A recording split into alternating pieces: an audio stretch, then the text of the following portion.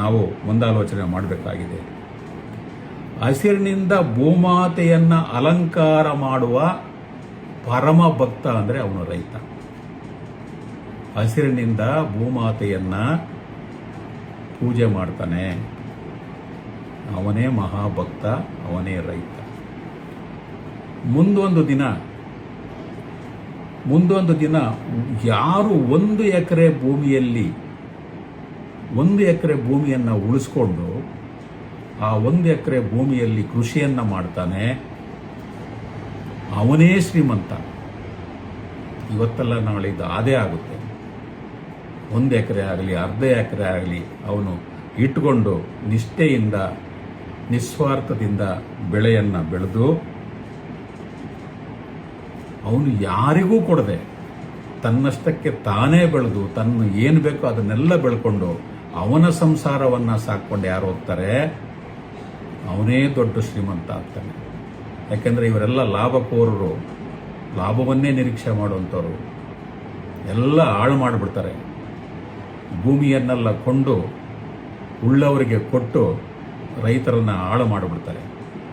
ಇಂತಹ ಸಂದರ್ಭದಲ್ಲಿ ಬುದ್ಧಿವಂತಿಕೆಯಿಂದ ಯಾರು ಅರ್ಧ ಎಕರೆ 1 ಎಕರೆ ಭೂಮಿಯನ್ನು ಇಟ್ಟುಕೊಂಡು ವ್ಯವಸಾಯವನ್ನು ಮಾಡಿಕೊಂಡು ತನ್ನ ಸಂಸಾರಕ್ಕೆ ಏನು ಬೇಕೋ ಅದನ್ನು ಒದಗಿಸ್ಕೊಂಡು ಸಮಾಜಕ್ಕೆ ಏನೂ ಕೊಡಲಿಲ್ಲ ಅಂತಂದರೆ ಏನಾಗ್ಬೋದು, ಪರಿಸ್ಥಿತಿ ಏನಾಗ್ಬೋದು, ಇದನ್ನು ಯೋಚನೆ ಮಾಡಬೇಕಾಗ್ತದೆ. ಆಗ ರೈತನೇ ಸುಪ್ರೀಂ ಆಗ್ತಾನೆ. ರೈತನೇ ಸುಪ್ರೀಂ. ಯಾಕೆಂದರೆ ರೈತ ಉಪ್ಪು ಮತ್ತು ಬಟ್ಟೆ ಇವೆರಡನ್ನು ಬಿಟ್ಟರೆ ಎಲ್ಲವನ್ನು ಬೆಳ್ಕೊಂಡು ಅವನ ಸಂಸಾರವನ್ನು ಜೀವನವನ್ನು ಮಾಡ್ಬೋದು. ಹಿಂದೆ ಎಲ್ಲ ಮಾಡ್ತಾ ಇದ್ದ ಅದೇ ರೀತಿಯೇ ಎಲ್ಲವನ್ನು ಬೆಳ್ಕೊಂಡ, ಏನು ಬೇಕೋ ಎಲ್ಲವನ್ನೂ ಬೆಳ್ಕೊತಾ ಇದ್ದ. ಮುಂದೆ ಆ ಕಾಲ ಬಂದೇ ಬರ್ತದೆ. ಹಾಗಾಗಿ ಯಾವ ದೇವರೂ ಹಸಿದವನಿಗೆ ಅನ್ನ ಕೊಡಲ್ಲ. ಯಾವ ದೇವರು ಹಸಿವಿಗೆ ಅನ್ನ ಕೊಡಲ್ಲ. ಆ ದೇವರು ರೈತನ ರೂಪದಲ್ಲಿ ಬಂದು ಅನ್ನವನ್ನು ಕೊಡ್ತಾನೆ. ಜಗತ್ತಿಗೆ ರೈತನ ಗತ್ತು, ತಾಕತ್ತು, ಗೌರವ, ಬೆಲೆ ಅವತ್ತು ಗೊತ್ತಾಗ್ತದೆ.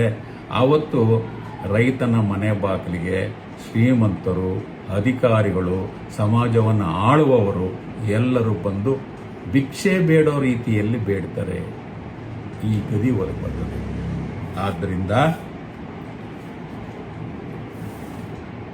ಎಚ್ಚೆತ್ತುಕೋಬೇಕಾಗಿದೆ. ಇವತ್ತು ಸರ್ಕಾರನೂ ಎಚ್ಚೆತ್ತುಕೋಬೇಕಾಗಿದೆ.